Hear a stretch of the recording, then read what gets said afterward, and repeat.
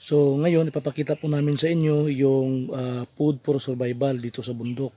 Kung ano pong gagawin ninyo kung halimbawa mapunta kayo sa mga ganitong lugar, ano po yung pwede ninyong kainin para makasurvive po tayo.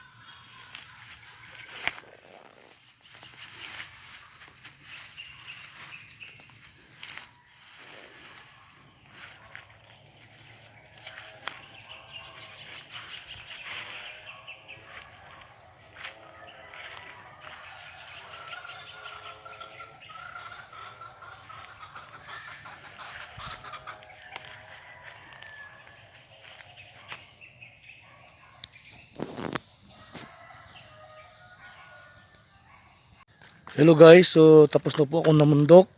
So bali ngayon ay daladala ko na po itong kinuha kong pagkain.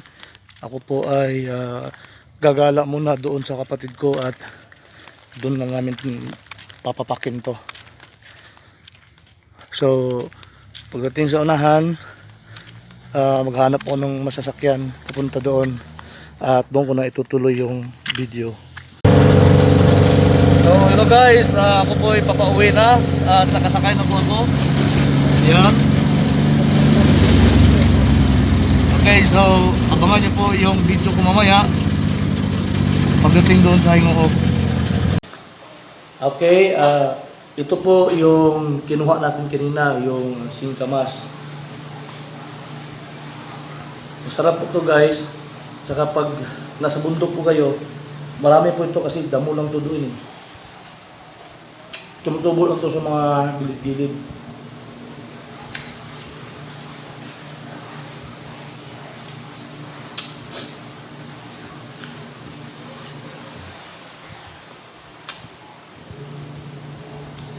Naglagay ng suka ng sili.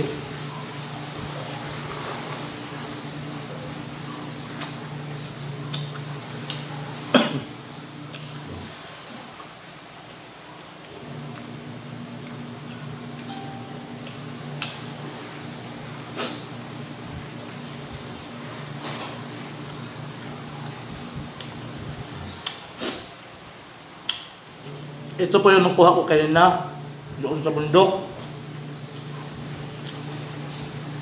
Kung makagala ka sa bundok, Maghanap kayo ng mga damo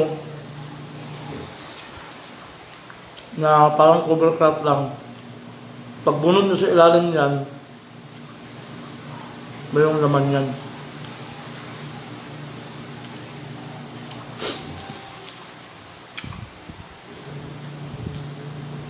Kasi nga parang mansanas lang din.